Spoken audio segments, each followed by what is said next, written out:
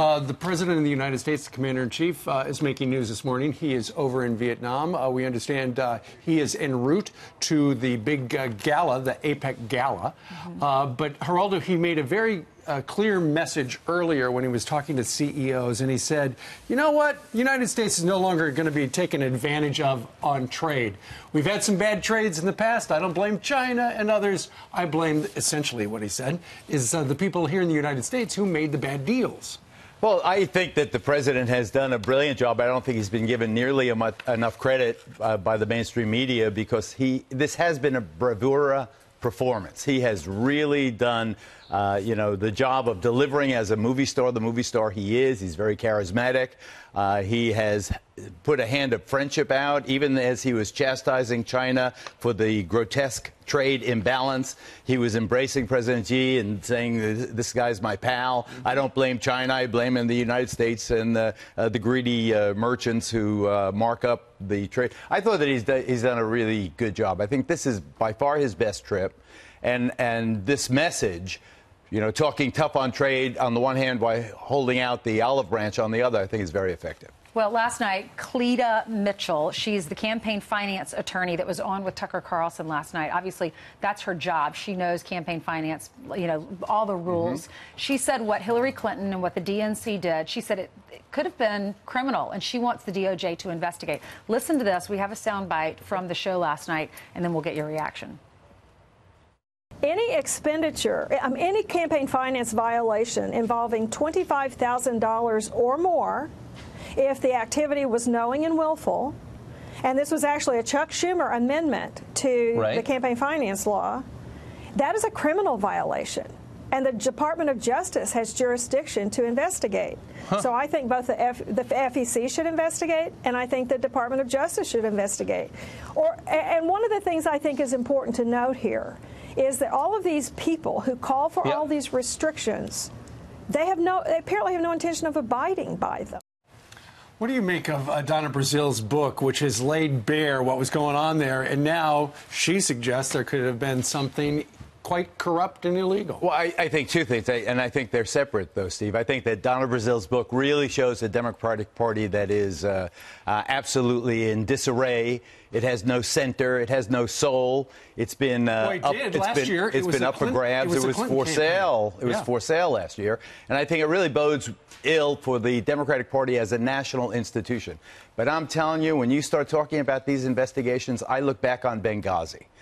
And I look how certain members of Congress had their careers destroyed, knocking their heads against that Benghazi thing, knocking it to the total distraction and to the exclusion of virtually every other issue. That's why the Republicans weren't ready with a replace and repeal for Obamacare. They were too busy attacking Hillary Clinton, 13 hours of testimony, 11 hours of testimony, on and on and on. Somebody had to look into Benghazi. I mean, the federal government, the administration wasn't interested in it. Steve, I'm telling you that the more the Republican Party now in power wastes its time spinning its wheels, doing stuff like investigating in the DNC, and once you hit that tar, baby, you can't get your hand off it, and you're not free to do your tax reform. You're not free to do so many other issues, positive issues. I think that the Republican Party should get in its head what James Carville said so long ago.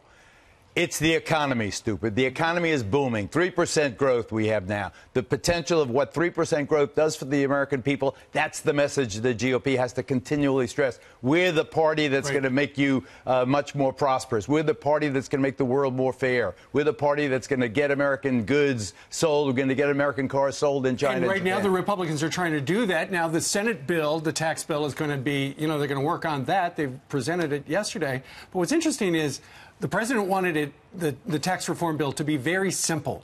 It's not so simple anymore. The Senate has 7 different brackets, and the tax cut for corporations doesn't go into effect for a year. When Obamacare repeal failed because they had nothing to replace it with, then they went to tax reform. I said, my goodness, why don't you try something like something simple like repatriation of American investment abroad? Do something simple. Do infrastructure. Get everybody together. Kumbaya. We'll build schools. We'll build highways. We'll build, whatever you want to build. Some want to build a wall. Whatever it is, At least get something where you have unanimity, where you have some positive message, where you have optimism, where you have, the Republican Party demonstrating that it wants everybody to prosper in this rising tide, lifting all ships and so forth. I think tax reform is another loser. I don't know how they get a bill by Christmas time. I know they're striving for it. I know they think they can pass it with just the Republicans involved.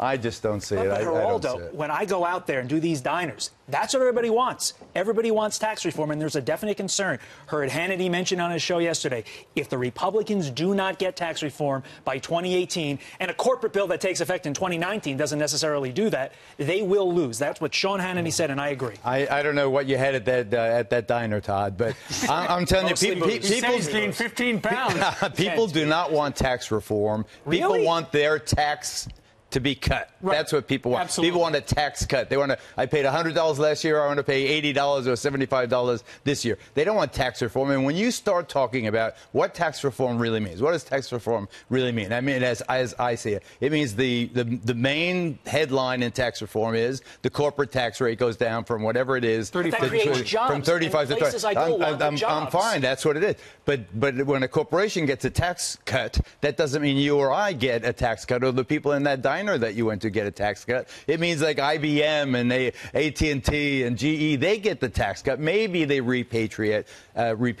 some funds from overseas, but it's a corporate tax cut. And then they're talking about the end of the estate tax. I love the end of the estate tax because I have, some modest wealth accumulated I'd love to give to my children without having to pay another tax on it. But that's a very hard sell. And the people say, oh, what about the farmers? You save the farmers with the abolition of the estate tax. Such BS. You save 2% of the farmers who are agribusiness, giant companies. You don't save mom and pop kettle on the farm. I think that the Republicans have taken another challenge. They're going to lose another challenge. That's why I think that President Trump is on the right path when he's talking trade in the Far East. Let him come home now, talk the economy. Come on, we're going to get you to work. We're going to get this going. We're going to bring this Broadcom is going to give us $100 billion investment. And I think that the president was elected for a lot of reasons. Charisma certainly important, but as a businessman, the man who rebuilt 42nd Street, the man who put that golf course on the garbage dump in the Bronx,